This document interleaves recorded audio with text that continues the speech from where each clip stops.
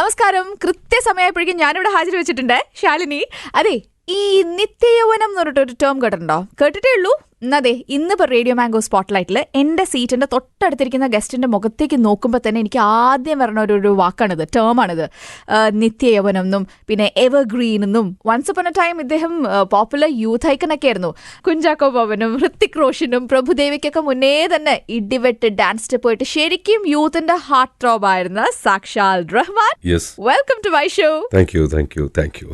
ആദ്യം തന്നെ ചോദിക്കട്ടെ, എല്ലാ ഇന്റർവ്യൂസിലും ഇങ്ങനെയൊക്കെ തന്നെയാണോ ഇൻട്രൊഡ്യൂസ് ചെയ്യാറ്? ഈ നിത്യയൗവനം, എവർഗ്രീൻ എന്നൊക്കെ പറഞ്ഞിട്ട്? അതെ, ഇങ്ങനെയൊക്കെയാണ്. പുതുതായിട്ട് ഒന്നും പറയാറില്ല? ഇല്ല. ഓഹോ, അപ്പൊ ഇതും മനസ്സിൽ വെച്ചിട്ടാണ് ഇവിടെ തലയാട്ടിയത്? അല്ല, അങ്ങനെയല്ല. ഞാൻ ഒന്നും പറഞ്ഞില്ല, ഞാൻ കുറ്റം പറഞ്ഞിട്ടില്ല. ഇത് തന്നെയാണ് എല്ലായിടത്തും പോയി കേൾക്കുന്നത്. കേൾക്കുമ്പോൾ ഉണ്ടാവുന്ന സന്തോഷം തീർച്ചയായിട്ടും. പക്ഷെ അത് എനിക്ക് എക്സ്പ്രസ് ചെയ്യാൻ പറ്റുന്നില്ല എന്നേ ഉള്ളൂ. എന്ത് പറയണം അറിഞ്ഞൂടാ അല്ലേ? അതെ. സാരല്ല, തുടങ്ങിയിട്ടല്ലേ ഉള്ളൂ. അതെ, ഇപ്പോഴത്തെ ജനറേഷനിലെ ആൾക്കാരൊക്കെ വന്നിട്ട് ഈ ഗ്ലാമറൊക്കെ കാണുമ്പോൾ ചോദിക്കാറുണ്ടോ വയസ്സ് എത്രയെന്നൊക്കെ ചോദിക്കാറുണ്ടോ? ചോദിക്കാറുണ്ട്. അപ്പൊ കറക്റ്റ് പറയൂ. പറയും. എത്ര വയസ്സായി? 28. റേഡിയോ കൂടെ കാണില്ലല്ലോ, അതുകൊണ്ട് കുഴപ്പമില്ല. അതിനു മുന്നേ ചോദിക്കട്ടെ, എവിടെയായിരുന്നു ഇത്ര നാളും? കാരണം 2015 ലാവൻഡർ എന്ന് പറഞ്ഞ സിനിമ ചെയ്തു പോയതിനു ശേഷം പിന്നെ 2016 അവസാനം ആയപ്പോഴാണ് VM വിനുവിന്റെ മറുപടിയായിട്ട് വന്നത്. ഞാൻ താമസിക്കുന്നത് ചെന്നൈയിലാണ്. ഇത്രയും കാലം അവിടെയായിരുന്നു. അപ്പൊ അതിന്റെ ഇടയ്ക്ക് മലയാള സിനിമ ചെയ്യാൻ പറ്റൂല? പറ്റും, വിളിച്ചാലല്ലേ എനിക്ക് വരാൻ പറ്റൂ. അല്ലാണ്ട് വർഷത്തിൽ ഞാൻ ഒന്നേ ചെയ്യുള്ളൂ അങ്ങനെയൊന്നുമില്ല അല്ലേ? ഇല്ല, അങ്ങനെയൊന്നുമില്ല. പടങ്ങൾ, ഓഫറുകളും കഥകളും ആയിട്ട് ഇങ്ങനെ പലരും വരുന്നുണ്ട്. ഞാനൊക്കെ നോക്കി ശ്രദ്ധിച്ച് എനിക്ക് പറ്റാവുന്ന വേഷങ്ങളെല്ലാം എനിക്ക് ചെയ്യാൻ പറ്റൂ. അപ്പൊ അങ്ങനെ വരുമ്പോൾ അതിന്റെ ഒരു ഗ്യാപ്പ് വരും എന്തായാലും. അപ്പൊ ആ ഗ്യാപ്പാണ് 2015 കഴിഞ്ഞ് 2016 അവസാനമായപ്പോഴേക്കും VM വിനുവിന്റെ മറുപടിയായിട്ട് വന്നത്. മറുപടി, ഇതിന്റെ ടൈറ്റില്, ഇത് ആർക്കുള്ള മറുപടിയാ?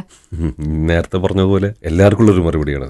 ഇത്ര നാളും ഇവിടുന്ന് മാറി നിന്നേനും ഈ ചോദിച്ച ചോദ്യങ്ങൾക്കും ഒക്കെയുള്ള മറുപടി.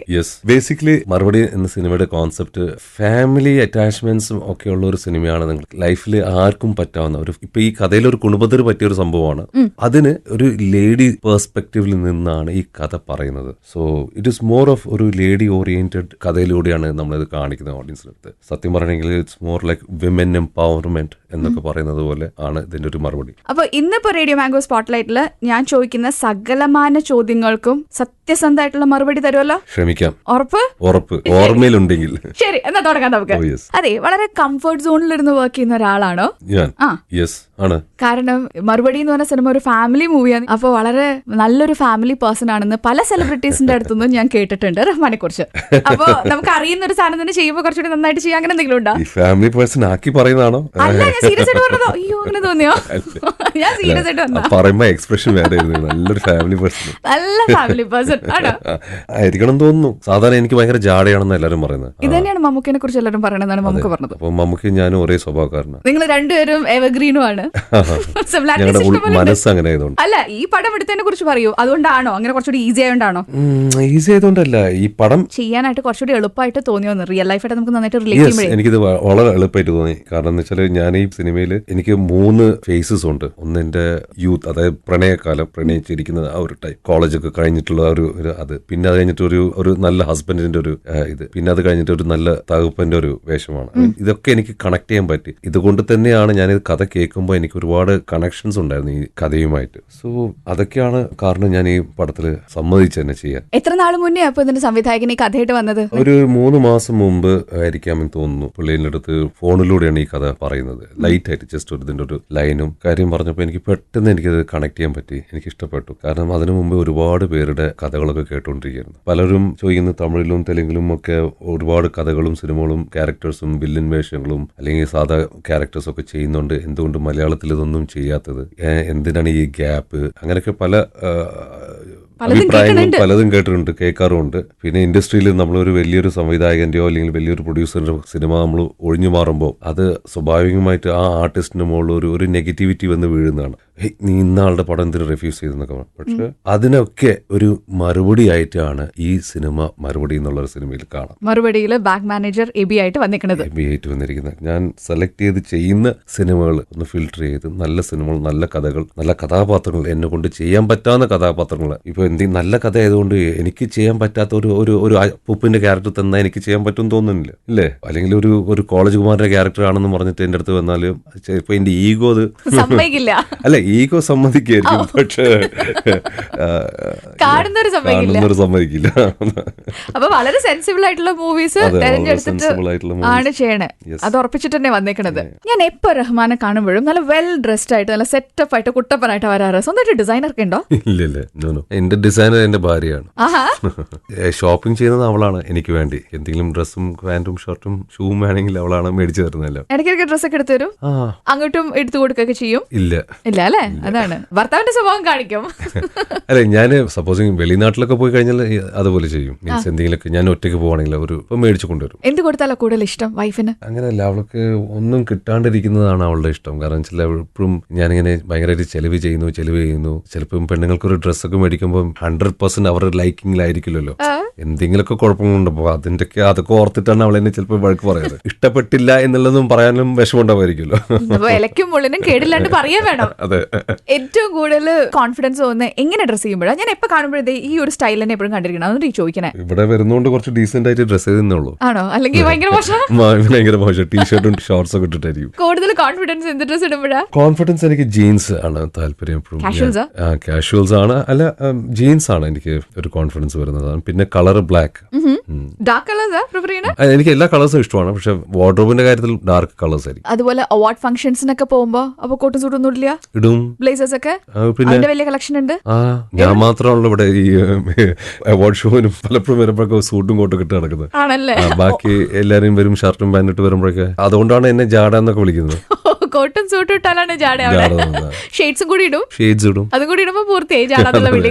പ്രത്യേകിച്ച് കേരളത്തിലൊക്കെ ഈ പറഞ്ഞ പോലെ തന്നെ ഷെയ്ഡ്സും കോട്ടും സൂട്ടും ഒക്കെ ഇട്ട് വരുമ്പോ നമ്മൾ തന്നെ ഒരു ഓഡ് വൺ ഔട്ട് ആയ പോലെയൊക്കെ തോന്നുമോ? മുമ്പ് ഒരിക്കൽ തോന്നാറുണ്ട്. ഇപ്പൊ ഞാൻ ഐ ഡോണ്ട് കെയർ. പണ്ട് എനിക്ക് ഓർമ്മയുണ്ട്, ഞാൻ ഒരു കറുപ്പും വെള്ളയും ഷർട്ട് കഴിഞ്ഞ് വേറെ എന്തെങ്കിലും ചോപ്പ് പച്ച ഇടുമ്പോഴേക്കും പണ്ട് 80-ലൊക്കെ എന്നെ എപ്പോഴും ആൾക്കാർ കളിയാക്കാറുണ്ട്. എന്താണ് ഇത് പച്ച കളർ ഷർട്ട്, ചുവന്ന കളർ ഷർട്ട് എന്നൊക്കെ പറഞ്ഞു. അങ്ങനെയൊക്കെ എന്റെ സീനിയേഴ്സും അവരൊക്കെ വെറുതെ എന്തെങ്കിലുമൊക്കെ കളിയാക്കും. അപ്പൊ അന്ന് ഒരു സാധാരണ വെറും ന്യൂട്രൽ കളേഴ്സ് ആയിരുന്നു. നല്ലൊരു ഷർട്ട് ഇടാൻ തന്നെ കുറച്ചൊന്ന് നാണിച്ചും മടിച്ചിട്ടൊക്കെയാണ് ഞാൻ ഇടാറ്. വേണ്ട. അല്ല, എന്തെന്നറിയില്ല, അന്ന് ഇവിടെ മലയാളീസിന് അങ്ങനെ ഒരു പ്രശ്നം ഉണ്ടായിരുന്നു, എനിക്കറിയില്ല. പക്ഷെ ഞാൻ പഠിച്ചു വന്ന എന്റെ ഒരു അപ്ബ്രിങ്ങിങ് ബോർഡിംഗ് ലൈഫും ഒക്കെ ആയതുകൊണ്ട് ഇവിടുത്തെ ഡ്രസ്സിംഗ് സെൻസ് എനിക്കറിയില്ല. ഞാൻ ഇഷ്ടമുള്ളത് ജീൻസും നല്ല അടിപൊളി കളർഫുൾ ഷർട്ടും ഒക്കെ ഇടും. ഞാൻ കേട്ടിട്ടുണ്ട് പണ്ട് സിനിമയിലെ ഈ 80s തന്നെ സിനിമയിലെ സ്വന്തം ഡ്രസ് ഒക്കെ കുറെ ഉപയോഗിച്ചിട്ടുണ്ടെന്ന്. ഡെഫിനറ്റ്ലി. കാരണം എനിക്ക് ഇവർ തരുന്ന ഡ്രസ്സ് ഇഷ്ടപ്പെടാത്തോണ്ട്. അപ്പൊ അവര് കുഴപ്പമൊന്നും പറയില്ല? പ്രൊഡ്യൂസർ ഒന്നും ഇല്ല. എന്തിനാ കുഴപ്പം? അവർക്ക് നല്ലതല്ലേ? പറഞ്ഞ ലാഭമാണല്ലോ അല്ലേ?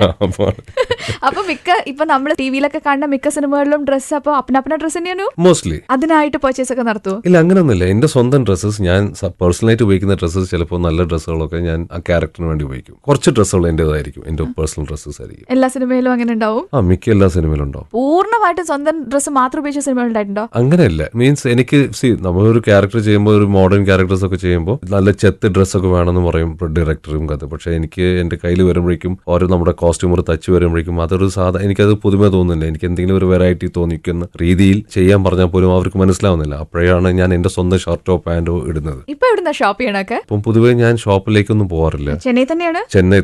ചെന്നൈയിൽ നിന്ന് ഏതെങ്കിലും ഷോപ്പിൽ നിന്നൊക്കെ മേടിച്ചു വരുന്നതാണ് ഷർട്ട്. എബ്രോഡ് ഒക്കെ പോകുമ്പോൾ നല്ലൊരു ഷോപ്പിംഗ് ഡെസ്റ്റിനേഷൻ ആയിട്ട് തോന്നിയിട്ടുള്ള സ്ഥലം ഏതാ? ഞങ്ങൾ അങ്ങനെ ഷോപ്പിങ്ങിന് വേണ്ടി പോകാറില്ല. ഇല്ല, അത്ര അഹങ്കാരമൊന്നുമില്ല. ഷോപ്പിംഗ് ആ ഫാമിലി അല്ല. ഞങ്ങൾ റീസണബിളി ആയിട്ട് ഷോപ്പ് ചെയ്യും. വാങ്ങിക്കുന്നത് നല്ലത് വാങ്ങിക്കുള്ളൂ, അത്ര. ഇവിടെ കുറെ സെലിബ്രിറ്റീസ് പറഞ്ഞേക്കാം ദുബായ് ആണ് ഷോപ്പിങ്ങിന് ഏറ്റവും പറ്റിയ സ്ഥലം. ഓഫ് കോഴ്സ് വെറൈറ്റീസ് ഉണ്ടാവാം അവിടെ. പക്ഷെ പലർക്കും അവിടെ ഫ്രീ ആയിട്ട് നടക്കാം മോൾസിലൊക്കെ. ഇവിടെ അത് പറ്റില്ല. ദുബായ് പിന്നെ അടുത്താണല്ലോ, 3.5 മണിക്കൂറിന്റെ യാത്ര. പോയി വരാം. ഒന്ന് ഉറങ്ങി എഴുന്നേക്കുമ്പോഴേക്കും അവിടെ എത്തും. ബാങ്ക് ഉദ്യോഗസ്ഥനായ ഭർത്താവിന്റെ പേര് എബി, ഭാര്യയുടെ പേര് സാറ. ഭാര്യയെ വളരെയധികം സ്നേഹിക്കുന്ന ഭർത്താവല്ലേ ഈ എബി? ഈ സിനിമയിൽ എബി ഭാര്യയ്ക്ക് ഭക്ഷണമൊക്കെ വായിൽ വെച്ച് കൊടുക്കുന്നുണ്ട്. വീട്ടിലും അങ്ങനെയൊക്കെ തന്നെയാണോ? അതെ, ഞാൻ പറഞ്ഞു. എനിക്ക് അഭിനയിക്കുമ്പോൾ ഞാൻ പലരും ചോദിച്ചു റീസെർച്ച് ചെയ്തോ അല്ലെങ്കിൽ എന്തെങ്കിലും പ്രിപ്പറേഷൻ ഉണ്ടായിരുന്നു? ഒരു പ്രിപ്പറേഷൻ ഉണ്ടായിരുന്നില്ല. ഞാൻ എന്റെ വീട്ടില് എങ്ങനെയാണോ അതുപോലെയായിരുന്നു ഞാൻ ലൊക്കേഷനിലും ആ മറുപടി എന്നുള്ള സിനിമ കണ്ടു കഴിഞ്ഞാൽ അതേപോലെ തന്നെയാണ്, ഡിറ്റോ അതേപോലെ തന്നെയാണ്. ഞാൻ വീട്ടില് കുക്ക് ചെയ്യും, കളിക്കും, ചിരിക്കും, എല്ലാം ഉണ്ട്. ഞാൻ ടോട്ടലി വേറെ ആളാണ്. ഈ കാണുന്ന ജാടയൊന്നും ആയിരിക്കില്ല വീട്ടിൽ. വീട്ടിലെ ഹീറോ അല്ല, വീട്ടിലൊരു കോമഡിയൻ ആണെന്ന്. അങ്ങനെ അതെ. എങ്ങനെ അറിയാം? ഞാൻ ഈ ചെയറിലാണല്ലോ ഇല്ല, ഞാൻ വരയ്ക്കും, കുട്ടികളും വരയ്ക്കും. അപ്പൊ ചിലപ്പം നമുക്കൊന്നില്ലെങ്കിൽ വരയ്ക്കാൻ തുടങ്ങും, സ്കെച്ചിങ് ഒക്കെ ചെയ്യും. ശരിക്കും വരയ്ക്കാൻ അറിഞ്ഞിട്ട് തന്നെയാണോ? അതെ. ശരിക്കും നന്നായിട്ട് വരയ്ക്കും? ഒരുവിധം. പഠിച്ചിട്ടുണ്ടോ? പഠിച്ചിട്ടില്ല. ഇൻബോൺ ടാലന്റ് എന്നൊക്കെ പറയില്ലേ? അങ്ങനെ എന്തൊക്കെ ഉണ്ടെങ്കിലും വേറെ ഇൻബോൺ ടാലന്റ്സ് കേൾക്കട്ടെ. വേറെ ഒന്നുമില്ല, ഇതുപോലെ ചെറിയ ചെറിയ സംഭവങ്ങളേ ഉള്ളൂ. ഞാൻ ചോദിക്കണോ എന്നാലേ പറയുള്ളൂ. അങ്ങനെയില്ല. വരയ്ക്കും എന്ന് പറഞ്ഞു. ഡാൻസ് ചെയ്യും? ഇല്ല, ഡാൻസ് എനിക്ക് പണ്ട് സിനിമയിലൊക്കെ ചെയ്തതോ? അത് ഞാൻ സിനിമയിൽ വന്നിട്ടാണ് ഈ ഡാൻസ് പഠിക്കുന്നത്. സത്യം, പലരും ചോദിക്കുന്ന ചോദ്യമാണത്, ഈ ഡാൻസ്. എനിക്ക് ഡാൻസിന്റെ മാങ്ങാത്തൊലി അറിഞ്ഞൂടെ, ABCD അറിഞ്ഞൂടെ? വെറുതെ അപ്പൊ ഞാൻ ഇൻട്രോഡ്യൂസ് ചെയ്തതല്ലേ? അതെ. അപ്പൊ ഞാനിത് കേട്ട് ചിരിക്കുന്നല്ലാതെ ഇനി എന്നോട് ഒന്നും പറയാൻ വയ്യ. പാട്ട് പാടുവോ? ഇല്ല, അത് ഒരിക്കലും പറ്റില്ല. ബാത്റൂം സിംഗർ അല്ലേ? ഇല്ല, ബാത്റൂമിൽ ഞാൻ പാടിയിട്ടില്ല. ഞാൻ ഒരിക്കൽ ലൈഫിൽ പാടിയിട്ടുണ്ട്. അത് US സ്റ്റേറ്റ്സിൽ ഒരു സ്റ്റേജ് പ്രോഗ്രാം എന്നെ കൊണ്ട് ഫോഴ്സ് ചെയ്ത് പാടിപ്പിച്ചാണ്. അപ്പൊ അവിടെ ബുദ്ധിപൂർവ്വമായിട്ട് ഞാനൊരു തമിഴ് പാട്ട് പാടി. കാരണം മലയാളി ഓഡിയൻസ് ആയിരുന്നു. അപ്പൊ തെറ്റിയാലും അവർക്ക് അറിയാൻ മനസ്സിലാവില്ല. അങ്ങനെ ഒരു പാട്ട് പാടി, കൊലവരി പാട്ട്. അതൊന്നും അല്ല, അതിന് മ്യൂസിക് വിനീത് വേണം, വിനീത് ശ്രീനിവാസൻ, ഷാ മ്യൂസിക്, അവരൊക്കെ ഉണ്ടായിരുന്നു കൂടെ. സംവിധായകൻ VM വിനു എബി എന്ന് പറഞ്ഞ ക്യാരക്ടറായിട്ട് വന്നപ്പോ എന്താ പറഞ്ഞ, ഇത്രയും ഗ്ലാമർ ഉള്ള ഇത്രയും സൗന്ദര്യമുള്ള ഒരു നടനെയായി എബി എന്ന് പറഞ്ഞ ക്യാരക്ടറായിട്ട് ഞാൻ നോക്കണേ എന്നൊക്കെയാണോ പറഞ്ഞത്? വിനു ആവശ്യപ്പെട്ടത് കുറച്ച് വെയിറ്റ് കുറയ്ക്കണം എന്ന് പറഞ്ഞു. ആദ്യത്തെ ഒരു ചോദ്യം പറ്റുമോ എന്ന് ചോദിച്ചു എന്റെ അടുത്ത്. അതെന്താ പറ്റുമെന്ന്? അല്ല, കാരണം വെച്ചാൽ ഇതില് 3 തരം ഫേസസ് ഉണ്ടല്ലോ. ഈ പടം ഒരു 3 ജനറേഷൻസ് ആയിട്ട് ഇങ്ങനെ പോകുന്ന ഒരു കഥയാണ്. അപ്പം ഇതിന്റെ ഒരു ചെറുപ്പകാലമുണ്ട്. അപ്പൊ ഇപ്പൊ ഉള്ളൊരു തടിയിന്നും കുറച്ചുകൂടിയും ഒന്ന് ചെറുതാക്കി മെലിഞ്ഞ് കുറച്ചുകൂടിയും അനക്കെ. ഇപ്പോഴേക്കാളും ചെറുതായോ? എന്നിട്ട് ഞാനൊരു 11 കിലോ കുറച്ചു നിന്ന്. ഇപ്പൊ എത്ര കിലോ ഉണ്ട്? ഇപ്പൊ ഞാൻ 96. അപ്പൊ 85 സമ്മറില്. എന്നിട്ട് വീണ്ടും കൂട്ടിയതല്ല, കൂടി പോവും. വേണോന്ന് വെച്ചിട്ടല്ല, സംഭവിച്ചു പോണതാ. പക്ഷെ ജിമ്മിലൊക്കെ സ്ഥിരം പോണ ആളല്ലേ? പിന്നെ എന്തൊക്കെയാ ഫിറ്റ്നസ് മന്ത്രം എന്തൊക്കെയാ കേക്കട്ടെ? ഫിറ്റ്നസ് മന്ത്രം അങ്ങനൊന്നും ഇല്ല പ്രത്യേകിച്ച്. ഞാൻ കാലത്ത് വിടാണ്ട് ജിമ്മിൽ പോവും, 1.5 മണിക്കൂർ വർക്കൗട്ട് ചെയ്യും, ടെസ്റ്റ് ചെയ്യും എന്നെ തന്നെ. 1 മണിക്കൂറിൽ എനിക്ക് എത്ര കാലറീസ് ബേൺ ചെയ്യാൻ പറ്റും. അപ്പൊ ആ രീതിയിലുള്ള എക്സസൈസും കാര്യങ്ങളൊക്കെ ആയിരിക്കും ഞാൻ ചെയ്യുന്നത്. ഇതൊക്കെ മനസ്സിൽ വെച്ചിട്ടാണോ ഭക്ഷണമൊക്കെ കഴിക്കുന്നത്? ഞാൻ ഇത്രയും ഭക്ഷണം കഴിച്ചാൽ ഇത്ര കാലറി പോകും, ഇത്രയും കാർബ്സ് ആണ് എന്റെ അകത്തേക്ക് പോയിരിക്കണം, ഇങ്ങനെയൊക്കെയാണോ ഭക്ഷണം കഴിക്കുക? ചിലരങ്ങനെ ചെയ്ത് ഞാൻ കേട്ടിട്ടുണ്ട്. അതെ, കുറെയൊക്കെ അങ്ങനെയൊക്കെയാണ്. അപ്പൊ എങ്ങനെയാ ഡയറ്റ് കേക്കട്ടെ? ഡയറ്റ് ഞാൻ ആക്ച്വലി ഹൈ പ്രോട്ടീൻ ഡയറ്റ് എന്ന് പറഞ്ഞിട്ട് എന്റേതായിട്ടുള്ള ഒരു ചാർട്ടഡ് ഡയറ്റിൽ പോവാണ്. വീട്ടിൽ എല്ലാവരും അതുപോലെ തന്നെയാണ്. എല്ലാവരും ഭയങ്കര കോൺഷ്യസ് ആണ് ഭക്ഷണത്തിലൊക്കെ. ഭക്ഷണത്തില് ഇളയ മോള് ഒഴിച്ച് ബാക്കി എല്ലാവരും. അവള് ചെറിയ കുട്ടിയല്ലേ, കുഴപ്പമില്ല. എല്ലാവരും ജിമ്മിൽ പോവുക. ഞങ്ങൾ 3 പേരും ജിമ്മിൽ പോകും. അത് ഞങ്ങള് ജിമ്മിൽ പോകുന്ന വെച്ചാൽ ഞങ്ങൾ തടി കുറയ്ക്കാനോ അങ്ങനെ ഒന്നും അല്ല, ഒരു ഫിറ്റ്നസിന്റെ ഭാഗമായിട്ട് ബോഡി ഫിറ്റ് ആയിട്ട് ഇരിക്കുക എന്നുള്ളതാണ്, ഹെൽത്തി ആയിട്ട് ഇരിക്കുക എന്നുള്ള ഒരു ഉദ്ദേശത്തിലാണ്. അത്രേ ഉള്ളൂ. വേറെ എങ്ങനെയൊക്കെയാണ് ഈ ശരീരം നന്നായിട്ട് സൂക്ഷിക്കുന്നതും ഈ ഭംഗി ഇതുപോലെ നിലനിർത്തുന്നതും ഒക്കെ? സാറിന് ഞാൻ പെൺകുട്ടികളോടാണ്, ആരെങ്കിലും ഒക്കെ ആക്ട്രസ് ഒക്കെ വന്നിരിക്കുമ്പോൾ ഞാൻ ഈ ചോദ്യം ചോദിക്കാറ്.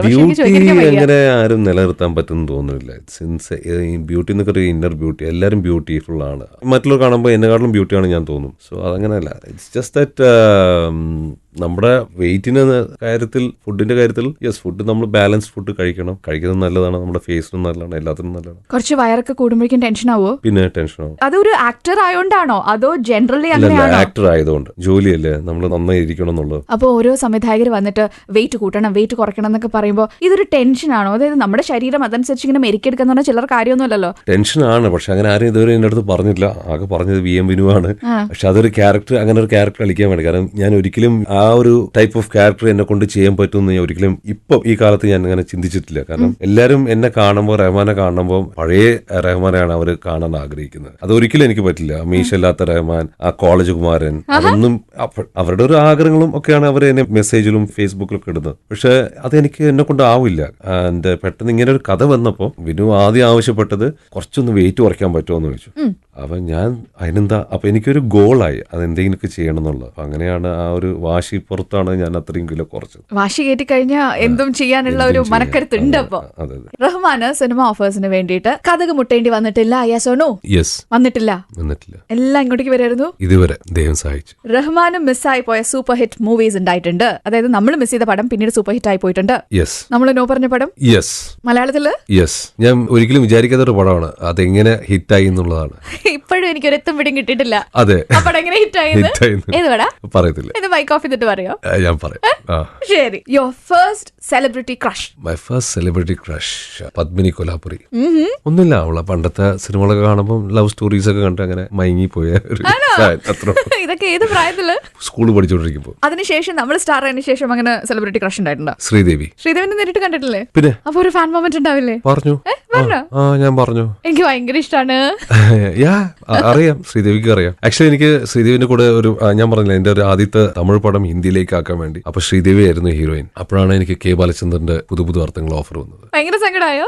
ഞാൻ എടുത്തൊരു വൈസ് ഡെസിഷൻ എന്ന് പറയാം. ഞാൻ വിചാരിച്ചു ഈ ഹിന്ദിയൊക്കെ പോകുമ്പോൾ ഒന്നാമത് മലയാളത്തിൽ നിന്ന് ഇവിടെ വന്നു, ഇവിടെ ഇങ്ങനെ ചൂട് പിടിച്ചിങ്ങനെ വരുമ്പോഴേക്കും ഇതും കളഞ്ഞിട്ട് പിന്നെ അവിടെ പോയി പിന്നെ രണ്ടും ഇല്ലാണ്ടാവും. പിന്നെ എന്തൊക്കെ പറഞ്ഞാലും ഞാനൊരു സൗത്ത് ഇന്ത്യൻ അവരെ കണ്ണു മുമ്പിൽ, അപ്പൊ ലോങ് ലാസ്റ്റിംഗ് ഉണ്ടാവില്ല. That one person you want to meet before you die. മരിക്കുന്നതിന് മുന്നേ കാണണം എന്ന് ആഗ്രഹമുള്ള ആ ഒരാള്. അബ്ദുൽ കലാമിനെ കാണണമെന്നുണ്ടായിരുന്നു ഒരു ആഗ്രഹം. I mean, he was there. ഇപ്പൊ ആരുമില്ല അങ്ങനെ? ഇല്ല. ആക്ടർ ആയതുകൊണ്ട് മാത്രം that one thing you miss in your life. ചില ആക്ടേഴ്സ് ഒക്കെ പറയാറുണ്ട് അവർക്ക് തട്ടുകടയിലൊക്കെ പോയി ഭക്ഷണം കഴിക്കാനൊക്കെ പറ്റുന്നില്ല ബിക്കോസ് ആക്ടർ ആയതുകൊണ്ട്. എന്തുകൊണ്ട് കഴിക്കാൻ പറ്റില്ല? ഞാൻ കഴിക്കുമല്ലോ, ഞാനിപ്പം പോയി കഴിക്കുന്നുണ്ടല്ലോ തട്ടുകടയിൽ.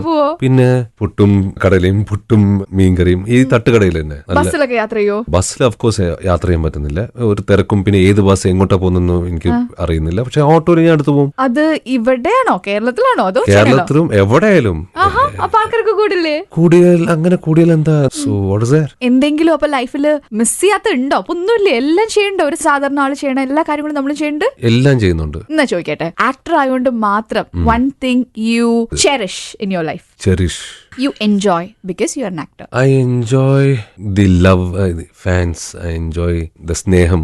I love, yeah, really. ശരി, your top 5 inspirations. Top 5 inspirations. Maybe top 3 ആയിക്കോട്ടെ. ടോപ്പ് 1 കമൽ ഹാസൻ. അതായത് പുള്ളിയുടെ സിനിമകളൊക്കെ കണ്ട് പുള്ളിയെ പോലെ ആവണം എന്നൊക്കെ ഒരുപാട് ഞാൻ എൻ്റെ ഒരു വളർന്ന സ്റ്റേജിൽ അദ്ദേഹം ചെയ്യുന്ന സിനിമകളും ക്യാരക്ടറിന് വേണ്ടിയ വർക്കുകളും പല തരത്തിലുള്ള സംഭവങ്ങളൊക്കെ. വലിയ ആക്ടർ അല്ലേ, സോ തീർച്ചയായിട്ടും അപ്പോൾ എനിക്ക് ഒരുപാട് ഇൻസ്പിറേഷൻസ് പുള്ളിന്റെ വർക്ക് എനിക്ക് കിട്ടിയിട്ടുണ്ട്. ശരി, number 2 the one and only megastar Mammootty. Keeping fit and ലുക്സും എത്രത്തോളം ഇമ്പോർട്ടന്റ് ആണെന്നും ഇപ്പം മമ്മൂട്ടി ഇങ്ങനെ ആയതുകൊണ്ടാണ് ഞങ്ങൾ എല്ലാവരും ഇങ്ങനെ പിടിച്ചു നിൽക്കുന്നത്. If he can do it, then I can do it എന്നുള്ള ഒരു ധാരണ. So Mammukka of course. Number 3 Akshay Kumar. Inspiration അല്ല, ഐ അഡ്മയർ ഹിം. ആൻഡ് എനിക്ക് പുള്ളിയായിട്ട് റിലേറ്റ് ചെയ്യാൻ പറ്റുന്നുണ്ട് പല കാര്യങ്ങളും. And he doesn't smoke, he doesn't drink. So അത് ഇൻസ്പിറേഷൻ അല്ല, ബട്ട് ഐ അഡ്മയർ ഹിം. നല്ലൊരു പേരല്ലേ ഈ റാഷിൻ ഉള്ളത്, പിന്നെ എന്തിനാ അത് റഹ്മാൻ ആക്കിയത്? അത് പപ്പേട്ടിന് വേണം ചോദിക്കാൻ.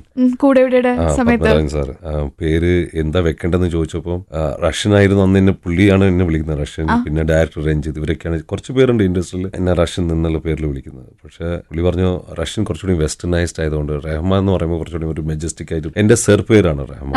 സോ അങ്ങനെ അത് ഇട്ട് ഹാപ്പി ആയിരുന്നു. അപ്പൊ അന്ന് പേര് മാറ്റിയപ്പോ ഇപ്പൊ ഞാൻ ഹാപ്പിയാണ്. അന്ന് എനിക്ക് ഒന്നും അറിഞ്ഞൂടല്ലോ, സിനിമയെ കുറിച്ചൊന്നും അറിയില്ല. പേര് മാറ്റുന്നോ എന്താണെന്നോ ഒരു പിടിയില്ല. അവരായിട്ട് അങ്ങനെ പറഞ്ഞു, ഓക്കെ എന്നും പറഞ്ഞു, അത്രേ ഉള്ളൂ. കാരണം ഞാൻ സിനിമയിൽ വരണമെന്ന് ഞാൻ ഒരിക്കലും സ്വപ്നം കണ്ടതല്ല. സിനിമയിൽ അഭിനയിക്കുന്നതായിട്ടൊരു സ്വപ്നം കണ്ടിട്ടുണ്ടോ എന്നല്ലാണ്ട് സിനിമയിലേക്ക് വരണമെന്ന് ഞാൻ അങ്ങനെ വിചാരിച്ചിട്ടില്ല. ആൻഡ് ഞാൻ കേട്ടിട്ടുണ്ട് 24-23 വയസ്സിലൊക്കെ ചെന്നൈയിലെ വലിയൊരു പാർട്ടി ആനിമൽ ആയിരുന്നു എന്നൊക്കെ. ഭയങ്കര സ്പൈ വർക്കായിരുന്നു. CID വേണം ചേരാൻ കേട്ടോ. ഒരാളെങ്കിലും പറഞ്ഞല്ലോ, ഇത് കേട്ടിട്ടെങ്കിലും എന്നെ എടുത്താൽ മതിയായിരുന്നു. ഞാൻ പറഞ്ഞ സത്യമാണല്ലോ എന്ന് പറയുന്നു, എസ്കേപ്പ് ചെയ്യാൻ പറ്റില്ല. യെസ് ഞാൻ എൻജോയ്ഡ് മൈ ലൈഫ്. എല്ലാ രീതിയിലും ആ പ്രായത്തിലുള്ള ഒരു ചെറുപ്പക്കാരൻ എന്തൊക്കെ ചെയ്യാൻ പറ്റുന്നോ ഒക്കെ ചെയ്തിട്ടുണ്ട്. എന്തൊക്കെ അലകുലത്തുകൾ ചെയ്യാമോ അതൊക്കെ ചെയ്തിട്ടുണ്ട്. അതൊക്കെ എനിക്ക് പബ്ലിക്കായിട്ട് പറയാൻ പറ്റില്ല. ഞാനൊരു ആക്ടർ അല്ലേ, പ്ലീസ് അല്ലേ. അല്ല, ബട്ട് ഐ ഹവ് എൻജോയ്ഡ്. കുസൃതിയിൽ അങ്ങനെ ഒന്നും അല്ലാത്ത രീതിയിൽ നല്ല രീതിയിൽ ഞാൻ ലൈഫ് എൻജോയ് ചെയ്തിട്ടുണ്ട്. മീൻസ് ഒന്നും ഞാൻ അങ്ങനെ വെറും പൈസ സമ്പാദിച്ച് ഉണ്ടാക്കി അത് ചെലവ് ചെയ്യാണ്ട് അങ്ങനൊന്നുമില്ല. ഞാൻ ഓഫ്കോഴ്സ് അടിച്ചു പൊളിച്ച ജീവിതമൊക്കെ ആയിരുന്നു ലൈഫ്, കല്യാണം വരെ. അത് കഴിഞ്ഞ് പിന്നെ മാറി. അത് കഴിഞ്ഞ് ഞാനൊരു നല്ല മനുഷ്യനായി. അല്ല, അന്നും നല്ല മനുഷ്യനായിരുന്നു. ഇറ്റ്സ് ജസ്റ്റ് ദാറ്റ് റെസ്പോൺസിബിൾ ആയി. എത്രാമത്തെ വയസ്സില? 23rd വയസ്സിലാണോ ആദ്യമായിട്ട് അപ്പാർട്ട്മെന്റ് ഓൺ ചെയ്യണത്?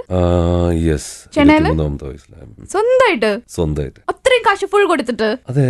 അന്ന് ഇത്ര കാശ് ഉണ്ടായിരുന്നു അപ്പൊ അത് കൊടുക്കാനായിട്ട്? അതെനിക്ക് അറിഞ്ഞൂടാ. പിന്നെ തമിഴിലൊക്കെ നല്ല ഇതല്ലേ, അന്നത്തെ ഹാപ്പനിങ് സ്റ്റാർ ആയോണ്ട് തോന്നില്ല നല്ല അവിടെ പൈസ കിട്ടുന്നുണ്ടായിരുന്നു. ശരി, ഞാൻ ചോദിക്കാം, അന്നത്തെ ആ ഒരു നമ്മളുടെ ഒരു കണ്ടംപററീസ് ഉണ്ടല്ലോ അന്നത്തെ കാലത്ത്. അപ്പൊ അന്നത്തെ കാലത്ത് സ്വന്തമായിട്ട് എന്നെ കൊണ്ട് ഇൻകം ടാക്സ് വീട്ടിലേക്ക് വരുത്തിക്കാനുള്ള എല്ലാ മാർഗങ്ങളും ചെയ്യാൻ നോക്കുകയാണോ? ചെറിയ രീതിയിൽ എന്തൊരു നല്ല മനസ്സാണോ ഷാനി. ചെറിയ ചോദ്യം, അത്രേ ഉള്ളൂ.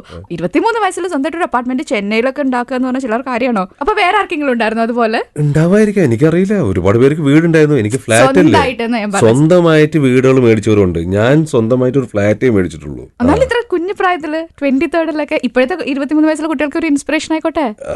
മേടിക്കാവല്ലോ. ഇല്ലെന്ന് പറയുന്നില്ലല്ലോ. വേറെ ആർക്കെങ്കിലും ഉണ്ടായിരുന്നു ആ സമയത്ത്? ആ പ്രായത്തിൽ എനിക്ക് അറിഞ്ഞൂടാ. ആ ഏകനാടൻ ഞാൻ മാത്രമേ ഉള്ളൂ, ബാലനടൻ. ഞാൻ എന്റെ ചോദ്യം ഒന്നുകൂടി റിഫ്രെയിം ചെയ്യാം. അപ്പോ അന്നത്തെ കാലത്ത് അത്രയും ചെറിയ പ്രായത്തില് ഫ്ലാറ്റ് ഓൺ ചെയ്യുന്ന ഒരേ ഒരു ആക്ടർ ആയിരുന്നു ഇൻഡസ്ട്രിയിൽ? അങ്ങനെ എനിക്കറിയില്ല, ആയിട്ടുണ്ടോ അത് സത്യമാണെന്ന് അറിയില്ല. ഞാൻ മേടിച്ചു, കാറ് മേടിച്ചു ആ സമയത്ത്. അപ്പൊ ഞാൻ ഹാപ്പനിങ് ആയതുകൊണ്ട് 23rd വയസ്സിൽ എനിക്ക് ചെയ്യാൻ പറ്റി.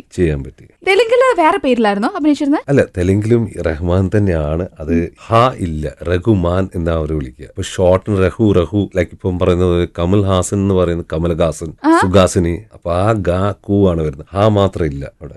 അങ്ങനെയാണ് അത് രഘു. അപ്പൊ അത് ഷോർട്ടാക്കി രഘു എന്ന് വിളിക്കുന്നു. അപ്പൊ അതങ്ങനെ എല്ലാരും പത്രത്തിലും എഴുതി. അങ്ങനെ ഒരു റഹ്മാൻ ഉണ്ടാവും, പക്ഷെ ബ്രാക്കറ്റിൽ രഘു എന്നുണ്ടാവും. അങ്ങനെയാണ് ആ പേര് മാറ്റം വന്നത് അല്ലേ? പേര് മാറ്റം, അല്ലാണ്ട് ഞാനായിട്ട് മാറ്റിയതല്ല. ഒരിക്കലും ഞാൻ മാറ്റാൻ സമ്മതിക്കില്ല. ഈ പേര് ഭയങ്കര ഇഷ്ടമാണ്. പിന്നെ എന്റെ പേരല്ല, എന്റെ പാരന്റ്സ് തന്ന പേരല്ല എനിക്ക്. നിലമ്പൂർക്കാരനാണ്. അതെ. നിലമ്പൂർ താമസിച്ചിട്ടുണ്ടോ? ഇല്ല. പിന്നെ ഇങ്ങനെ ഇത്ര നാളായിട്ട് ഇപ്പോഴും ഈ ഒരു ഡയലക്റ്റ് അങ്ങോട്ട് പോണേ? ഞങ്ങള് ഹോളിഡേയ്സോ എവിടെയെങ്കിലും അവിടെയാണല്ലോ പോയി താമസം. ഇപ്പം ഈദും പെരുന്നാളിനൊക്കെ നമ്മൾ വീട്ടിൽ പോകുമല്ലോ, പാരന്റ്സ് അവിടെ ഉണ്ട്. അപ്പൊ അങ്ങനെയൊക്കെ പോകുമ്പോൾ അവരായിട്ട് സംസാരിക്കുമ്പോഴൊക്കെ ഉണ്ടാവുന്ന ഒരു സ്ലാങ്. ആക്ച്വലി അന്ത കാലത്ത് NRI അല്ലേ, അബുദാബിയിലല്ലേ ഫാമിലി ഒക്കെ ഉണ്ടായിരുന്നത്? അതെ, മലയാളം പഠിച്ചു തന്നെ ഞാൻ മലയാളം സിനിമയിൽ വന്നിട്ടാണ്. കൂടെ എവിടെയെങ്കിലും തൊട്ടാണ് ഞാൻ ആദ്യമായിട്ടും കുറച്ചധികം മലയാളം സംസാരിക്കാൻ തുടങ്ങിയത്. കാരണം എന്റെ ലൈഫ് അതുവരെ അവരും ഇംഗ്ലീഷിലായിരുന്നു. അറബി സംസാരിക്കോ? അറബി അന്ന് അവിടെ ഉള്ളപ്പോൾ കുറച്ചൊക്കെ മനസ്സിലാവുമായിരുന്നു. ഇംഗ്ലീഷ് ആയിരുന്നു മെയിൻ, ഫ്രഞ്ച് ആയിരുന്നു ഞങ്ങളുടെ സെക്കൻഡ് ലാംഗ്വേജ്. പിന്നെ ഊട്ടി വന്നു, ഊട്ടിയിൽ നിന്ന് അങ്ങനെ കൂടെ എവിടെ നിന്നുള്ള സിനിമയിൽ വന്നു. പിന്നെ ആദ്യത്തെ പടത്തിൽ തന്നെ ഡബ് ചെയ്തു. സോ അങ്ങനെ സ്റ്റെപ്പ് ബൈ സ്റ്റെപ്പ് കുറച്ച് ഇങ്ങനെ പഠിച്ച് വരുമ്പോഴേക്കും തമിഴിലേക്ക് ഓടി. അവിടെയും ഇതേപോലെ തന്നെയാണ്, തമിഴ് കുറച്ച് പഠിച്ചു വന്നപ്പോഴേക്കും തെലുങ്കിലേക്ക് പോയി. ഏതൊക്കെ ലാംഗ്വേജ് അറിയാം? മലയാളം, തമിഴ്, തെലുങ്ക്. കന്നഡ ചെയ്തിട്ടുണ്ടോ? ഇല്ല.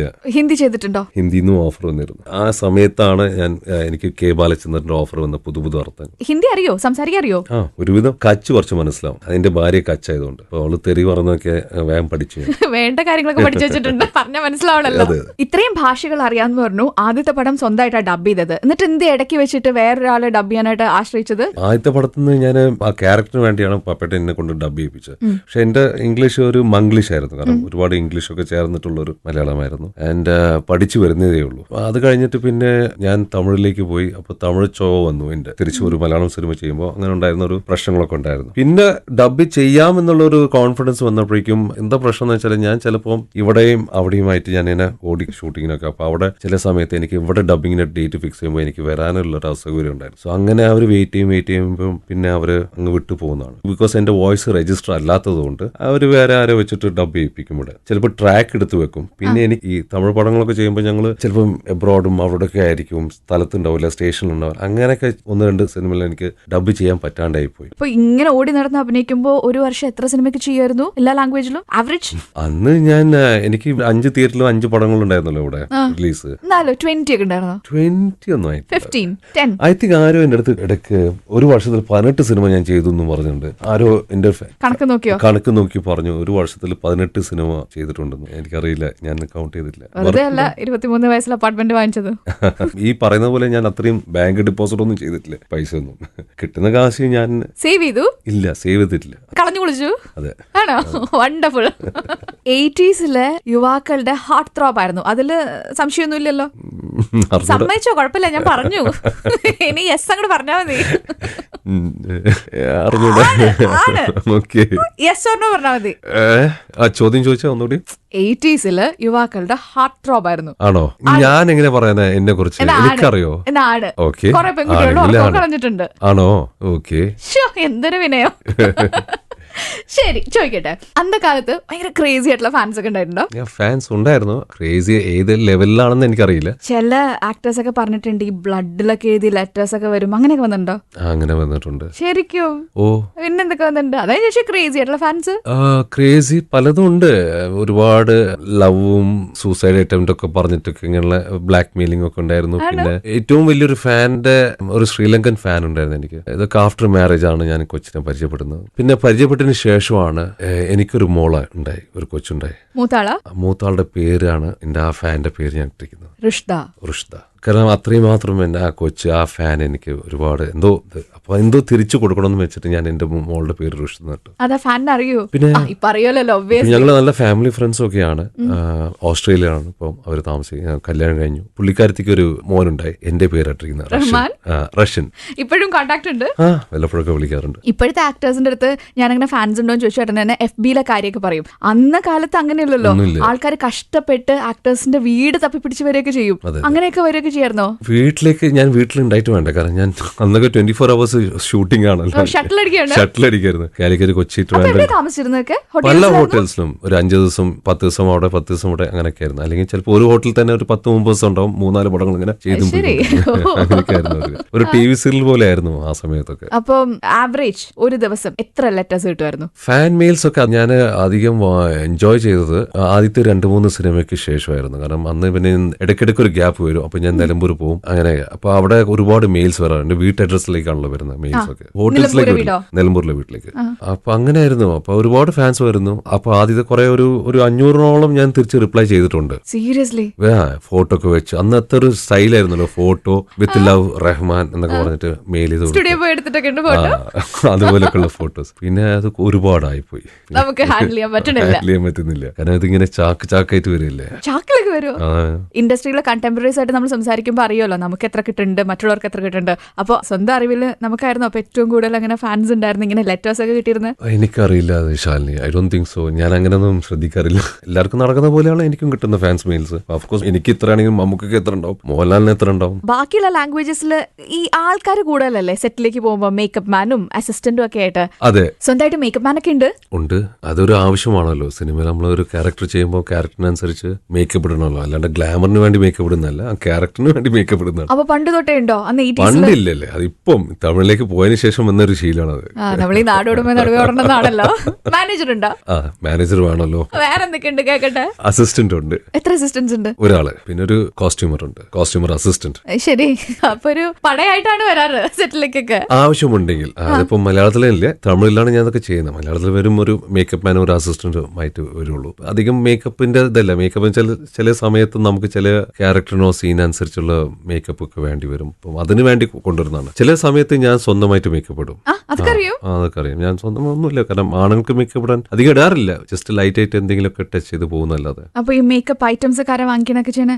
എന്റെ മേക്കപ്പ് മാൻ ആരെങ്കിലും പഠിപ്പിച്ചു തന്നിട്ടുണ്ടോ ഇടാനായിട്ട്? ഞാൻ ഒരുപാട് റീസെർച്ച് ചെയ്യും, യൂട്യൂബും ഗൂഗിളിംഗും ഒക്കെ ചെയ്തിട്ട്. അങ്ങനെ ഇപ്പൊ ഇട്ടിട്ടുണ്ടോ? ഇല്ല, ഞാൻ ഇടാറില്ല. ഇന്റർവ്യൂവും കാര്യങ്ങളൊന്നും ഇടാറില്ല. അപ്പൊ ഈ സ്റ്റേജ് ഷോസിനൊക്കെ പോലെ വെളിയിലൊക്കെ ഞാൻ ഇടാറില്ല. ഈവൻ സ്റ്റേജ് ഷോയിലും ഞാൻ ഇടാറില്ല. ആണോ? അപ്പൊ ഇവരുടെ ഒക്കെ ഫ്ലൈറ്റ് ചെലവ് ലാഭിച്ചു? അതെ. ഒറ്റയ്ക്ക് പോവാറ്?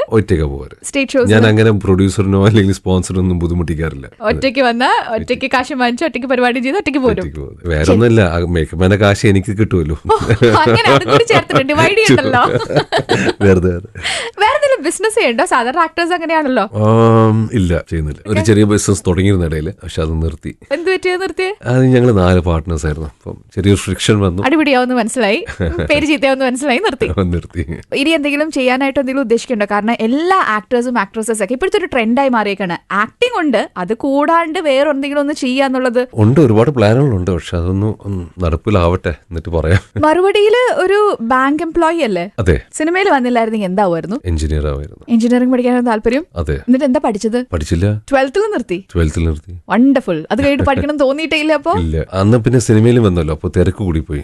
അപ്പൊ കോളേജ് കുമാരനായിട്ട് അഭിനയിച്ചിട്ടേ ഉള്ളൂ, ജീവിതാനുഭവം ഒന്നുമില്ല? കോളേജിലായിരുന്നു. കോളേജിൽ ഒരു 3 വർഷത്തോളം ഉണ്ടായിരുന്നു. ഇടയ്ക്കിടയ്ക്ക് പോയും അറ്റൻഡൻസ് കൊടുക്കും വരും, അങ്ങനെയൊക്കെ ആയിരുന്നു. പ്രൈവറ്റ് ആയിരുന്നു? പ്രൈവറ്റ് അല്ല, മമ്പട കോളേജ്, MES. റെഗുലർ കോളേജിൽ പോയിട്ട്. അറ്റൻഡൻസ് ഷോർട്ടേജ് ഒക്കെ അന്നുണ്ടായിരുന്നോ? അന്ന് അതൊക്കെ ഒരുപാടുണ്ടായിരുന്നു, പക്ഷെ എനിക്ക് പിന്നെ വിട്ടു തന്നവര്. അല്ല, ചോദിക്കട്ടെ, അപ്പൊ സ്വന്തം കോളേജിലേക്ക് വലിയ നമ്മൾ ഭയങ്കര സ്റ്റാർ ആയിരുന്നല്ലോ, അപ്പൊ നമ്മളെ ചുറ്റും കൂടി നിന്ന് പിള്ളേരൊക്കെ പാട്ട് പാടുന്നു, റഹ്മാൻ ഒരു ഓട്ടോഗ്രാഫ് എന്നൊക്കെ പറഞ്ഞിട്ട്? ഇല്ല, എന്നെ കൊണ്ട് ഒരു മണ്ടത്തരം ചെയ്തു. അവിടുത്തെ ഈ രാഷ്ട്രീയ പാർട്ടിയിലൊക്കെ ഇങ്ങനെ എനിക്കൊന്നും അറിയില്ല. ഞാൻ വരുന്നത് ഊട്ടിയും ദുബായ് സ്കൂളിലും മീഡിയത്തിലൊക്കെ. അപ്പൊ എനിക്ക് ഈ രാഷ്ട്രീയത്തെ കുറിച്ച് ഒരു പിടിയില്ല. ഇപ്പൊ കോളേജിൽ, നമ്മുടെ ഇവിടെ കേരള കോളേജിൽ സ്പെഷ്യലി ഭയങ്കര രാഷ്ട്രീയത്തിന്റെ കളികളാണ് ഓരോ പാർട്ടിയും. അപ്പൊ അങ്ങനെ എന്നെ കൊണ്ട് എന്തെങ്കിലും ഒരു പാർട്ടിയിൽ പലരുടെയും ശ്രമമായിരുന്നു എന്നെ ഒരു സ്ഥാനാർത്ഥിയായിട്ട് നിൽക്കാൻ വേണ്ടി. ഞാൻ അവിടുത്തെ ഒരു ഇൻഡിപെൻഡന്റ് യൂണിയനിൽ എന്നെ ഒരു ഫൈനാൻസ് സെക്രട്ടറി ആയിട്ട് നിന്നു. ഇല്ല, ജയിച്ചോ? അല്ല, അപ്പോ കോളേജിലുണ്ടായിരുന്ന ഫാൻ ഫോളോയിങ് മുതലെടുത്തിട്ടായിരുന്നു അവരങ്ങനെ നിർത്തിയത്? ആയിരിക്കണം. അല്ല, കാരണം എനിക്ക് തലവേദന ഇത് ഒഴിഞ്ഞു മാറാൻ വേണ്ടിയായിരുന്നു. കാരണം ഇവരൊക്കെ ഇങ്ങനെ പ്രഷറൈസ് ചെയ്യുമ്പോൾ എനിക്കാണെങ്കിൽ പാർട്ടിയെ കുറിച്ച് ഒന്നും അറിഞ്ഞൂടാ, പൊളിറ്റിക്കൽ കറന്റ് സ്റ്റേറ്റസിനെ കുറിച്ച് ഒന്നും അറിഞ്ഞൂടാ. അങ്ങനെ ഒരു ഇൻഡിപെൻഡന്റ് യൂണിയൻ എപ്പോഴും ഉണ്ടാവില്ല എല്ലാ കോളേജിലും. അതിലേക്ക് ഞാൻ ചേർന്നു. വേണ്ടാത്തൊരു യൂണിയൻ. അതിൽ ഫൈൻ ആർട്സ് സെക്രട്ടറി ആയിട്ട് മത്സരിച്ചു. Safe play. അന്ന് മത്സരിച്ചിട്ട് ജയിച്ചതിന് ശേഷം പിന്നെ അവിടെ കയറിയിട്ടില്ലല്ലോ? പിന്നെ കയറിയിട്ടില്ല. അതന്നെ ആയിരിക്കുമല്ലോ സംഭവിക്കുക. ഏറ്റവും കൂടുതൽ ഫാൻസ് ഉണ്ടായിരുന്ന ബോയ്സ് ആയിരുന്നോ ഗേൾസ് ആയിരുന്നോ അന്ന് കോളേജിൽ പഠിക്കുമ്പോൾ? അവിടുന്ന് വന്നിട്ടുണ്ട് ലവ് ലെറ്റേഴ്സ് ഒക്കെ? അവിടുന്ന് വന്നിട്ടുണ്ട്. ടീച്ചേഴ്സ് ഒക്കെയോ? ടീച്ചേഴ്സിനെ കുറിച്ച് എനിക്ക് ഫാൻ മൊമെന്റ് ഉണ്ടായിരുന്നോ ടീച്ചേഴ്സിന്? ടീച്ചേഴ്സ് വന്ന് സംസാരിക്കുമായിരുന്നു, പക്ഷെ ഞാൻ അങ്ങനെ നോക്കില്ല. ഞാൻ ഡീസന്റ് ആയിരുന്നു. ആണോ? കോളേജ് ലൈഫ് അപ്പൊ ശരിക്കും എൻജോയ് ചെയ്തിട്ടുണ്ടോ? ഇല്ല, ശരിക്കും എൻജോയ് ചെയ്തിട്ടില്ല. ഏതായിരുന്നു സബ്ജക്ട്? First group. സയൻസോ? ആഹാ, അതുകൊണ്ടാണ് എഞ്ചിനീയർ ആവാൻ താല്പര്യം എന്ന് പറഞ്ഞല്ലേ. അതിൽ സങ്കടം ഉണ്ടോ എഞ്ചിനീയർ ആവാൻ പറ്റാത്തതില്? ചിലപ്പോ തോന്നിയിട്ടുണ്ട്. ഒരുപാട് പെൺകുട്ടികൾ അന്തക്കാലത്ത് ക്യൂ നിൽക്കാനായിട്ട്, റഹ്മാൻ ഒരു നോക്ക് കാണാൻ വേണ്ടി ക്യൂ നിൽക്കാനായിട്ട് കഷ്ടപ്പെട്ടിട്ടുണ്ടെന്ന് ഞാൻ കേട്ടിട്ടുണ്ട്. എന്തെങ്കിലും ചിരിക്കണേ, ഉള്ളതല്ലേ? എനിക്ക് അറിഞ്ഞൂടാ. ശരി, അങ്ങനെ ഉണ്ട് അത്ര. അങ്ങനെയാണെങ്കിൽ റഹ്മാൻ ക്യൂ നിന്നത് ആരെ കാണാൻ, എന്ത് കാണാൻ, എന്തിനൊക്കെ ക്യൂ നിന്നിട്ടില്ല? ക്യൂ നിന്നത് ആരെ കാണാൻ? സത്യമായിട്ട് പറയണം കേട്ടോ, ആലോചിച്ചോണം പറയരുത്. ക്യൂ നിന്നത് ഞാൻ സിനിമ കാണാൻ വേണ്ടി ക്യൂല് നിന്നിട്ടുണ്ട്. അതല്ലാതെ 23-22 ഇയേഴ്സിലൊക്കെ നമുക്ക് ഉണ്ടാവില്ലേ ക്രഷ് ഒക്കെ കോളേജിലൊക്കെ? ബട്ട് ഞാൻ അപ്പോഴേക്കും സിനിമയിലായിരുന്നില്ലേ. ഓ, മറ്റുള്ളവർ നമ്മളെ കാണുമല്ലോ, നമുക്ക് ചീത്തപ്പേരുണ്ടാവുമല്ലോ. ഇല്ല, അങ്ങനൊന്നുമില്ല. ഞാൻ അതിനൊന്നും ആലോചിച്ചിട്ടില്ല. ക്യൂല് നിന്നതെന്ന് വെച്ചാൽ ഞാൻ ഈ തിയേറ്ററിൽ നിന്നതിന്റെ ഒരു ക്യൂ. എത്രാമത്തെ വയസ്സിലായിരുന്നു കല്യാണം? 27. അറേഞ്ച് മാരേജ് ആയിരുന്നു. അതെ. ആദ്യ കാലങ്ങളിലൊക്കെ വൈഫിനെ പ്ലീസ് ചെയ്തിരുന്ന എങ്ങനെ? ഡാൻസ് ചെയ്തിട്ടായിരുന്നോ, ഗിറ്റാർ വായിച്ചിട്ടായിരുന്നോ, അതോ പടം വരച്ചു കൊടുത്തിട്ടായിരുന്നോ, അഭിനയിച്ചു കൊടുത്തിട്ടായിരുന്നോ? ഒന്നും ചെയ്തില്ല. ഞാൻ അവളെ കണ്ടു, ഒരു ഫംഗ്ഷന് വെച്ച് കണ്ടു. എന്റെ ഫ്രണ്ട് അടുത്ത് പറഞ്ഞു കെട്ടണമെങ്കിൽ അതുപോലെ ഒരു പെണ്ണ് കെട്ടണമെന്നും പറഞ്ഞു. എന്റെ ഫ്രണ്ട് ഉടനെ അവരുടെ അഡ്രസ് ഒക്കെ തിരക്കി. അങ്ങനെ പെട്ടെന്ന് എല്ലാം പെട്ടെന്ന് അങ്ങ് നടന്നു. വലിയ ബുദ്ധിമുട്ടൊന്നും ഉണ്ടായില്ല. ആരുടെ പിന്നാലെ നടക്കേണ്ടി വന്നില്ല. യെസ്. ഈ റൗണ്ടിന്റെ പേര് പഞ്ച് ക പഞ്ച് എന്നാണ്. 5 വാക്കുകൾ പറയൂ. അപ്പൊ ഞാനത് ഓരോന്ന് പറയുമ്പോ എന്താണോ മനസ്സിൽ ആദ്യം വരുന്നത്? ഒരാളുടെ മുഖമാവാം, ഒരു സിറ്റുവേഷൻ ആവാം, എന്ത് വേണമെങ്കിലും ആവാം. എന്താണോ തോന്നുന്നത്? ഒരു സ്റ്റോറി ആണെങ്കിൽ അങ്ങനെ.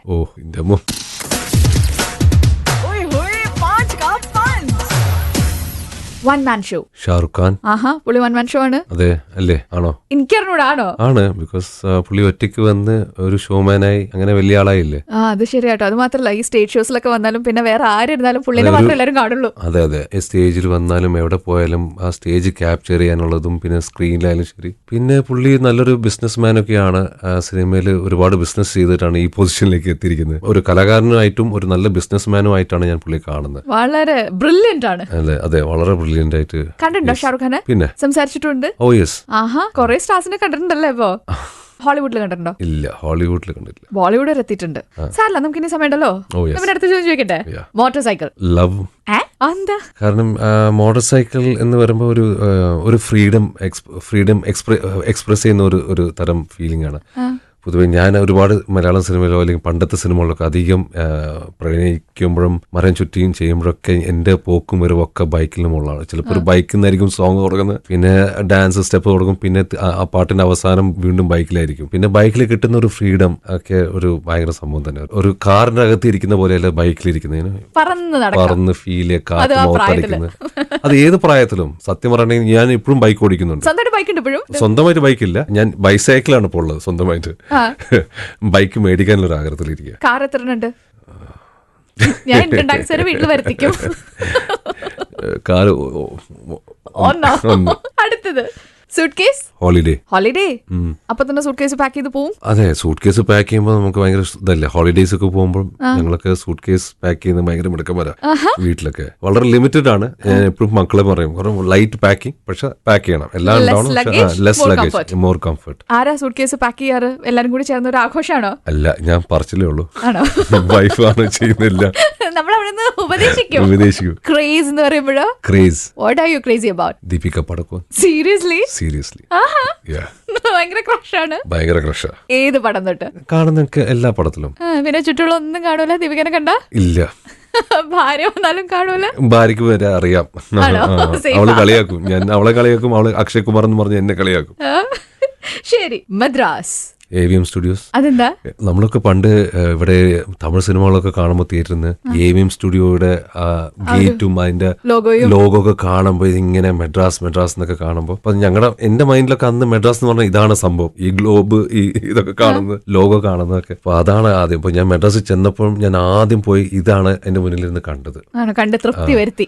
കൂടെ അവിടെ നിന്ന് ഷൂട്ടിങ്ങിന്റെ സമയത്ത് അപ്പം ഞാൻ ഇത് കാണാൻ വേണ്ടിയിട്ട് അപ്പൊ എനിക്ക് ഇതിന്റെ പേരൊന്നും അറിഞ്ഞൂടെ. പത്മരാജൻ സാറിന്റെ അടുത്ത് ചോദിച്ചിട്ടൊക്കെയാണ്. അപ്പാണ് AVM സ്റ്റുഡിയോയിലായിരുന്നു ഞങ്ങളുടെ ഡബിങ് തുടങ്ങിയത്. അപ്പൊ അവിടെ ഇരുന്നിട്ട് എനിക്ക് ആ കാണാനുള്ള ഒരു ഭാഗ്യമുണ്ടായി. ഇപ്പൊ അതില്ല, ഇപ്പൊ അത് അവിടെ നിന്ന് മാറ്റി. ചോദിക്കാൻ വിട്ടുപോയി, സിനിമ അല്ലാത്ത ഇൻട്രസ്റ്റ് എന്താ? ഫോട്ടോഗ്രാഫി. ഞാൻ എന്തിനാ ചോദിക്കണേ എന്നല്ലേ ഇപ്പൊ മനസ്സിലായത്. എല്ലാം അറിയാമല്ലോ, അങ്ങനെ പറഞ്ഞാൽ പോലെ. ഉറപ്പായിരുന്നല്ലോ ഫോട്ടോഗ്രാഫി ആണല്ലോ അല്ലേ? ഫോട്ടോഗ്രാഫി ഒരുപാട് ഇൻട്രസ്റ്റ് ഉണ്ട് എനിക്ക്. ഞാൻ ഒരുപാട് നേരം കമ്പ്യൂട്ടറിൽ ഇരിക്കും, എഡിറ്റിംഗും അങ്ങനെയുള്ള കാര്യങ്ങളൊക്കെ ചെയ്തുകൊണ്ടിരിക്കും, ഫോട്ടോഷോപ്പിങ്ങും ട്രയൽ ആൻഡ് എറർ ബേസിസ്. ശരി, വേറെ എന്തൊക്കെ ഇൻട്രസ്റ്റ്? ഫോട്ടോഗ്രാഫി ഉണ്ടെന്ന് പറഞ്ഞു, വരയ്ക്കാൻ ഇഷ്ടമാന്ന് പറഞ്ഞു, പിന്നെ ഇഷ്ടമാണ്, കാർപെൻട്രി ഇഷ്ടമാണ്. അതെ, എന്താ ചെയ്യാ ഒന്നും അറിയില്ല, എനിക്കിതൊക്കെ ഭയങ്കര ഇഷ്ടമാണ്. കാർപെൻട്രി എല്ലാം പൊളിച്ചെടുക്കുക, ഒരു മേശ ഉണ്ടാക്കുക, ചെയർ ഉണ്ടാക്കുക, ചെയ്യും ചെയ്യാം എന്നുള്ളൊരു വിശ്വാസമുണ്ട് എനിക്ക്. അപ്പം ഇതൊക്കെ ചിലപ്പോൾ ഞാൻ ചെയ്യും. ഡ്രില്ലർ മേടിക്കും, അത് മേടിക്കും, ഇത് മേടിക്കും, എന്തെങ്കിലുമൊക്കെ ചെയ്യും, വീട്ടുപണികളൊക്കെ ചെയ്യും.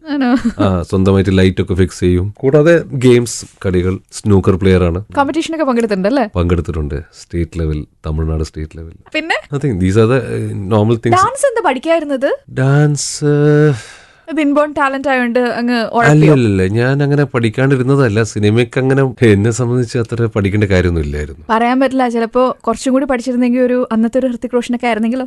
അങ്ങനെ ഒരു അവസരം എനിക്ക് തന്നിരുന്നില്ല. എപ്പോഴും എന്നെ ഇതുപോലുള്ള സോങ്സ് എല്ലാം തന്നുകൊണ്ടിരുന്നത്. ആണോ? ഇത്രയൊക്കെ ഡാൻസ് ചെയ്താൽ മതി,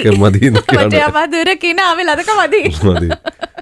ഈ കഴിഞ്ഞ 4 മണിക്കൂർ എനിക്ക് ചോദിക്കാവുന്ന മാക്സിമം ഞാൻ ചോദിച്ചിട്ടുണ്ടെന്നാ തോന്നണല്ലേ? എന്തെങ്കിലും വിട്ടുപോയിട്ടുണ്ടോ? എല്ലാം ചോദിച്ചു ഊരി എടുത്ത്. ഇതിന്റെ ഇടയ്ക്ക് ഞാൻ കേട്ട് വേറൊരു കാര്യമാണ്, സുകുമാരിയമ്മ പറഞ്ഞിട്ടുണ്ട് അത്ര പങ്ക്ച്വാലിറ്റി, പ്രൊഫഷണലിസം, ഗുഡ് മാനേഴ്സ്, ഇതൊക്കെ ഒരാളുടെ അടുത്ത് നിന്ന് ഒരാളെ നോക്കി വേണം പഠിക്കാനായിട്ട്. നസീർ സാറിനെ പഠിച്ചോ? പഠിച്ചു. പങ്ക്ച്വൽ ആണോ? പങ്ക്ച്വലാണ്. കൃത്യസമയത്ത് തന്നെ സെറ്റിലൊക്കെ എത്തുമായിരുന്നു. എപ്പോഴും ഇവിടെ ഞാൻ പറഞ്ഞ സമയത്ത് തന്നെ വന്നിരുന്നു കേട്ടോ. പിന്നെ പ്രൊഫഷണൽ ആണ്, നല്ല മാനേഴ്സ് ഒക്കെ ഉണ്ട്. അതൊക്കെ ഞാൻ 100 out of 100 തരാം. ഇനി ഞാൻ ഷോ തുടങ്ങിയപ്പോ ഒരു ക്ലീഷേ ഇൻട്രോ ഇട്ടാ തുടങ്ങിയത്. എന്നാ പിന്നെ ക്ലീഷേ അല്ലാത്തൊരു ഇൻട്രോടാ.